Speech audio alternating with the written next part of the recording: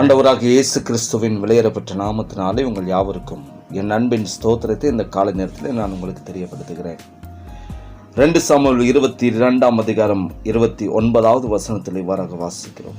கர்த்தராகிய தேவரீர் என் விளக்காய் இருக்கிறீர், கர்த்தர் என் இருளை வெளிச்சமாக்குகிறவர் என்று சொல்லி நாம் பார்க்கிறோம். கிறிஸ்துவுக்குள் அன்பான தேவனுடைய பிள்ளைகளை, இஸ்ரவேல் ஜனங்கள் எகிப்தின் அடிமைத்தனத்திலிருந்து அவர்கள் மீட்கப்பட்டவர்களாக ஓடி போய்விட்டார்கள் என்று எகிப்தின் ராஜாவுக்கு அறிவிக்கப்பட்ட போது, அந்த ராஜா தெரிந்து கொண்ட பொழுது, ஜனங்களுக்கு விரோதமாக பார்வோனும் அவனுடைய ஊழியக்காரரும் மனம் வேறுபட்டவர்களாக, நமக்கு வேலை செய்யாதபடிக்கு நாம் இஸ்ரவேலரை போகவிட்டது என்ன காரியம் என்று சொல்லி அவர்கள் புலம்புகிறார்கள்.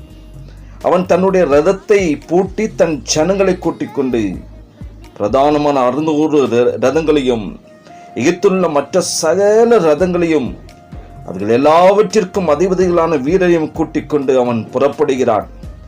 இஸ்ரவேல் ஜனங்களை துரத்தி கொண்டு அவன் போகிறான்.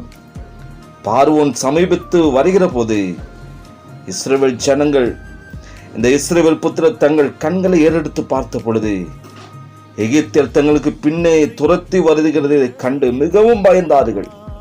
அப்பொழுதுதான் இந்த இஸ்ரவேல் ஜனங்கள் கர்த்தரை நோக்கி அவர்கள் கூப்பிடுகிறார்கள். இவர்கள் கூப்பிடுதலை கேட்டு கர்த்தர் இஸ்ரவேலரின் சேனைக்கு முன்னாக நடந்து சென்ற தூதனானவர் விலகி அவர்களுக்கு பின்னாக நடந்தார் என்று சொல்லி பார்க்கிறோம். அவர்களுக்கு முன்பாக இருந்ததான அந்த மேகஸ்தம்பம் விலகி அவர்கள் பின்னாக நின்றது என்று சொல்லி பார்க்க முடிகிறது. அது எகிப்தியரின் சேனையும் இஸ்ரவேலின் சேனையும் முழுவதும் ஒன்றோடொன்று சேராதபடிக்கு அவைகள் நடுவில் வந்தது. இந்த மேகம் இஸ்ரவேலருக்கு இருளில் வெளிச்சத்தை கொண்டு வந்ததோ, அதே மேகத்தின் மறுபக்கம் எகிப்திற்கு அது அந்தகாரமாய் காணப்பட்டது என்று சொல்லி நாம் பார்க்க முடிகிறது. எனக்கு அன்பான தேவனுடைய பிள்ளைகளே, நம்முடைய கண்மலையாகிய கிறிஸ்துவை நம்பி வாழ்ந்து கொண்டிருக்கிற ஒவ்வொருவருக்கும் அவர் அரணாக கோட்டையுமாக அவர் இருக்கிறார். ஆனால் அவரை நம்பாமல் காணப்படுகிறவர்களுக்கு அவர் இடருக்கு ஏதுவான கற்பாறையுமாக இருக்கிறார்.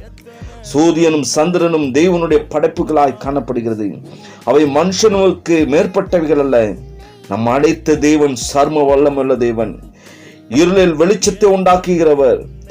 அந்த இருள் யாவரும் பார்வையற்று போகிறவர்கள் போல அந்தகார காரிருளாக்கவும் அவர் வல்லமுள்ளவராய் காணப்படுகிறார். எனவே சூழ்நிலை கண்டு அஞ்சாமல் தேவனை நீங்கள் நம்பி வாழுங்கள். ஒருவேளை உங்கள் வாழ்க்கை காரிருள் போன்ற சூழ்நிலையில் நீங்கள் கடந்து செல்லலாம். அந்த இருளை கர்த்தர் வெளிச்சமாய் மாற்ற அவர் வல்லமுள்ளவராய் காணப்படுகிறார். இஸ்ரவேல் ஜனங்கள் மிகவும் ஒரு இக்கட்டான சூழ்நிலையில் கடந்து சென்ற பொழுது அவளுக்கு முன்பாக இருந்ததான அந்த மேக ஸ்தம்பத்தை கர்த்தர் மாற்றி அவருடைய வாழ்க்கையில ஒரு வெளிச்சத்தை கர்த்தர் கொடுத்தார் என்றால், நாட்களில் உங்களுக்கு விரோதமாய் செயல்படுகிற சகல விதமான இருளின் அந்தகாரத்தை மாற்றி உங்கள் வாழ்க்கையில ஒரு பெரிய வெளிச்சத்தை கொடுக்கிறவர் மாத்திரமல்ல, உங்கள் வழியை செவ்வாய்ப்படுத்தி அவர் உங்களை சமாதானத்தின் பாதையில வழி நடத்துகிறவராய் காணப்படுகிறார். எப்படிப்பட்ட காரியமா இருந்தாலும் நீங்கள் உங்களை தேவனுடைய சமூகத்தில் அர்ப்பணியுங்கள்.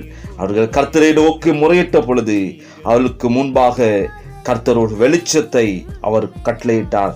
நாட்களை நீங்கள் அவரை நோக்கி கூப்பிடுகிறதான பொழுது, அவரை எடுத்து நீங்கள் முறையிடுகிறதான பொழுது, உங்கள் கூப்பிடுதலை கேட்கிறவர்கள் மாத்திரமல்ல, உங்கள் வாழ்க்கையில் காணப்படுகிற சகல விதமான அந்தகார இருளை மாற்றி உங்கள் வாழ்க்கையில வெளிச்சத்தை கட்டளையிட்டு உங்கள் வாழ்க்கையை செழிப்பாக மாற்றுகிற தேவனாயிருக்கிறார்.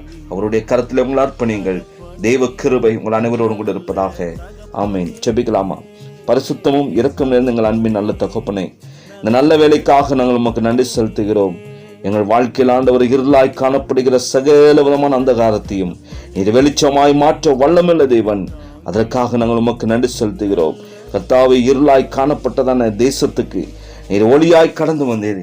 கர்த்தாவே, எங்கள் வாழ்க்கையில் காணப்படுகிற சகல விதமான இருளையும் மாற்றும்படியாய் ஒவ்வொரு வாழ்க்கையில் கர்த்தர் நீர் ஒதுப்பீராக. கர்த்தாவே, இருளாய் காணப்படுகிற எல்லா பிரச்சனைகளையும் கர்த்தாவே நீர் முற்றிலுமாய் மாற்றுவீராக. ஒரு வெளிச்சத்தை, ஒரு சமாதானத்தை, ஒரு ஆறுதலை என் தேவன் ஒவ்வொரு வாழ்க்கையிலும் கர்த்தர் கொடுக்கும்படியாக நாங்கள் செபிக்கிறோம். இஸ்ரவேல் ஜனங்கள் உம்மை நோக்கி பார்த்த பொழுது அவர்களுக்கு முன்பாக ஆண்டவரே ஒரு வெளிச்சத்தை கட்டளையிட்டது போல நம்முடைய பிள்ளைகளுக்கும் ஆண்டவர் அப்படிப்பட்ட ஒரு பிரகாசத்தை, ஒரு வெளிச்சத்தை என் தேவனுக்கு கொடுப்பீராக. உமக்கு நன்றி செலுத்துகிறோம். எல்லாரையும் பலப்படுத்தும். இயேசுவின் நாமத்தில் ஜெபிக்கிற நல்ல பிதாவே, ஆமேன். நல்ல தகப்பனே.